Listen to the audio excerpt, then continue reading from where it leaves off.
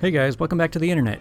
So I uploaded a bit of a different video this morning. It was more of a scary story video rather than my Entitled People videos, and it did awful. Hardly anybody's watched it, so I figured why don't I just throw together another quick video for today. So this first story is from Imagine the Internet, a user-submitted story called The Tale of Big Butter. Hey there, Imagine. Love your vids and would like if you read this one in one of your videos. Well, here you go. I was chatting with some friends on Discord and someone mentioned it would be a good story to share and thought you would like a wholesome tale on one of your videos. I'm a former cart pusher at Walmart and have some stories about stories of rude customers and weird things I found in carts. But I count myself lucky that I've never ran into an entitled person. But I did run into the weird of Walmart. I have a few stories, but the one I always remember is the tale of Big Butter. So I was on my hour-long lunch break and looking around doing some more shopping, since I really wasn't hungry and decided to get some more Gatorade as I was feeling a bit lightheaded and figured my electrolytes would help me. As I was passing the cooler where they had tubs of butter, an Arabic man stopped me and asked me for some assistance. The conversation is as follows, to the best of my memory. So he says, "Excuse me, do you work here?" He's like, "Yes, can I help you with something, sir?" "Yes, do you have any big butter?" I was at first confused as to what he meant, but then quickly realized he probably meant butter tubs, so I showed him the tubs, which were just a little way down from the stick butter. He's like, "Well, we have 1 pound tubs of butter here." The man examined the tubs and shook his head in a slight no fashion before looking at me again. "No, I'm sorry, but I need bigger butter." I looked around the cooler before finding a few brands in 3-pound containers and pointed them out. He's like, "Sir, we have a selection of 3-pound tubs here. Will this do?" Again, the man examined the selection, but again, he shook his head and looked at me again with a worried look, probably wondering if we wouldn't have his big butter. He says, "No, I'm sorry, mister, but I still need bigger butter." "Alright then, sir, let me look again." I looked in the cooler again, wanting to do my best to help the man out with his quest to find his big butter. I finally find a row of Imperial brand butter in 5-pound containers and showed the man this.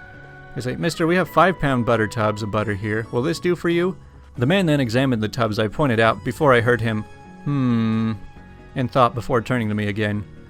"I still need bigger butter. Could you perhaps check in the back for bigger butter?" He's like, "I'm sorry, sir, but I can't go in the back because it's not my job." I searched all over the cooler, and the biggest tubs of butter we have available at the moment is 5 pounds. The man looks back at the tubs of butter and thinks for a moment, before grabbing 2 tubs of 5-pound Imperial butter, and placed them into his cart. He smiled and thanked me for helping him out. I smiled back and told him, "Not a problem, sir. Thank you for shopping with us." He went on with his shopping, and I went back out to the lot as my break was just about over anyway. So yeah, no arrests, no screaming and arguing, no tantrums, no entitled people, just a rare moment of wholesomeness in retail. Well, I'm glad that guy found all of the big butter he was looking for. Now, what in the world you would need 10 pounds of butter for, I don't know. But this is America. We can buy whatever we put our minds to. Also, thanks to everybody who's been posting their stories in this subreddit. Sorry I don't quite get to all of them. I try to read as many of them as possible. But yeah, I'm not quite able to pull all of the stories from there. But if your story got posted up there a while ago, and it hasn't been read on the channel, don't worry. I could still go back to it. I mean, I don't only pull stories from the top. So, just keep that in mind. Alright, next we've got Entitled Parents Save Spots for 12 Kids, Gets a Taste of Her Own Medicine. So this event took place a couple years ago, so the details are fuzzy. My old swim team would host picnics and carnivals for the holidays, and this one happened to fall on Memorial Day picnic and carnival. Anyways, onto the story. So I was waiting in line for one of those bungee jump mount things. So me and my friend were nearing the front of the line, and so was this entitled parent. It was at this moment that our star, the entitled parent, showed her true colors. She says, "Hey kids, get over here. I'm near the front, and I think it's time for you to go back in your spots." Then, not joking, 12 kids come out of the nearby crowd and join in the front of the line, pushing most of the line backwards majorly. Keep in mind, she was pretty much at the front. We say, excuse me?" She says, "Yes?" My friend says, "Well, me and all these other kids were waiting our turns, and it's not fair that you could just save spots for 12 other kids." She says, "Well, we paid for the wristband, therefore we are the customer. We get to do whatever we want." She says, "We paid for wristbands too." She says, "Well, my kids probably have better grades than you. You will probably drop out of school if you haven't already." Now, my friend is shook up by this. Keep in mind, most of those kids are like 14 or under, and my friend is 13. During all this, the ride operator comes over to let the kids in and straps them in and makes no comment. While me and my friend look on in disbelief, all the kids get on, forcing us to wait 3 whole rotations instead of the 0 we would have had to wait. Well, cut to later. I get in line for the jumpy thing. I still don't know the name of it. And notice entitled parent gets in line behind me. I say, "Hey, friend." He comes over, says, "Yeah?" I say, Can you get as many kids that have wristbands as possible? And when I reach the front of the line, I'll pretend I saved spots for all of them, plus you, and we'll pay the entitled parent back. Long story short, it worked, and no matter how steamed the entitled parent got, she couldn't tell us it wasn't allowed because she did it herself. Well, it sounds like that entitled parent needs to get some better grades. Man, remember yesterday or the day before, I don't remember, there was the story of the grocery store for the military and their families, and I made a joke like, what if there was like some sort of ranking system that allowed higher ranked people to go to the front of the line? Maybe the good grades is what that ranking system is. So the kids with the best grades get to go to the front of the line of whatever they do.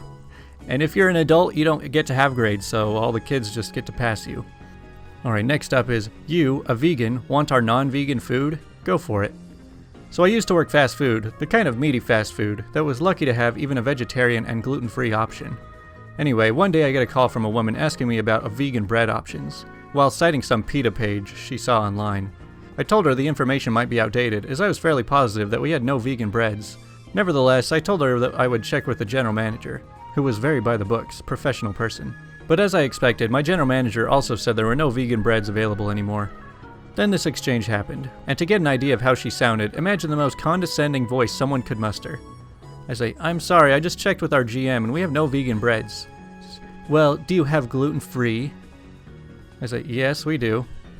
She says, well, sir, gluten-free is a vegan product, and you just told me that you don't have any vegan breads. So me, who actually knows what gluten is, I say, I'm sorry, but gluten-free doesn't mean vegan, and our bread, unfortunately, isn't vegan. She says, well, why isn't it vegan then? I say, I could take a moment to check the specific ingredients if you'd like. She says, see, you can't even tell me why it's not vegan, just that it isn't. So why are you telling me it ain't if you don't even know, while I'm already telling you that's what gluten-free means? I say, I'm sorry, but that's not what gluten-free means, and I'd gladly show you what. I don't even know why I'm arguing with some teenage fast food worker. Just let me speak to a manager. I say, I am a manager. She says, well then stop arguing with me about stuff you don't know anything about. Show some respect, and make me an order with gluten-free bread. So we used non-vegan, gluten-free bread for her order. Ended up asking my GM why it wasn't vegan. It's because the bread is made with egg. Oh boy, when you get a Karen that turns vegan, even though she doesn't know how to be vegan, like you've just created a perfect storm. Alright, now we've got wrong person, wrong place. So some weeks ago, I was waiting for a friend at a local mall. We had agreed to meet at a rest area just outside the Apple store, so I decided to go in and take a look at their products, as my old PC had recently died and I needed a new one. I was looking at the computers. A lady approached me and said, I need an employee to assist me with choosing a tablet. I'm a racing fan, and that day I was decked out in Red Bull racing gear, having the Red Bull logo appear 8 times in my navy blue t-shirt and an extra 4 times in my shoes. In contrast, the employees of the store wore gray shirts or light blue shirts featuring only a small Apple logo. Even though I explained to the lady that I didn't work there, she still asked if I knew about their products to help her anyway. As I didn't have anything better to do, I always try to be as helpful as I can to everyone.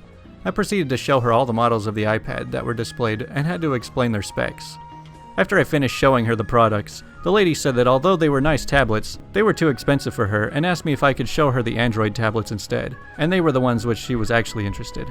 The lady not only thought that someone who looked like a walking billboard for Red Bull was an employee at the Apple store, but she was also looking for an Android tablets in the first place. Sorry for the weird audio noise you're probably hearing through the microphone. There's an animal in the way. And she's she's knocking my... Hey, don't eat that. Alright, let's get to this last story called Tried to Get My Card Towed, Gets His Instead. So this happened a couple hours ago. I was on a hurry to get to the bank and cancel my account, since I'm poor as dirt and debt was starting to pile. I was kind of late, so I parked in a bad spot. A bald guy in a Toyota arrives while I'm parking and starts berating me to move my car or he will get it towed, all the while screaming and pointing at a relatively far away legit parking spot. Now, I'm really in a hurry because my debt increases for each and every day my account is still open, and it's the first time in months I can afford to pay it. But I can't afford to get my crappy car towed. So I oblige and move my car. When I'm walking all the way back to the bank succursal, yeah, I know I'm probably pronouncing that wrong, I'll probably get 10 comments about that later. I realized this dummy just parked in the place I was before, so I call the towing service and get inside the bank. When I got out 25 minutes later, the dummy was there, his Toyota was not. I waved my hand at him and walked towards my parking spot. Unexplainably mad bald guy, if you're reading this, suck it up my dude. So he just comes over and says, hey, this isn't a real parking spot. I'm going to get you towed. Go park over there. It's like, okay. And then I'm going to park in this spot now and get it towed. Well, since this was only sort of a quick half video, there's no question of the day. So go check out my scary video from this morning. I honestly think it was one of my better videos that I've made. So say hello to my kitty. Her name is Faye. And yeah, I will... tomorrow I'm going to be going back to my regular schedule. Also, for those of you who remember, I shouted out my other YouTube channel called The Shadower, where I go and job shadow people. I just filmed another video for that today for the first time in 8 months. So yeah, I met with a guy I know who's a pilot. So if you're interested in that, go. It might come out in the next couple days, so look out for that. And thanks for watching.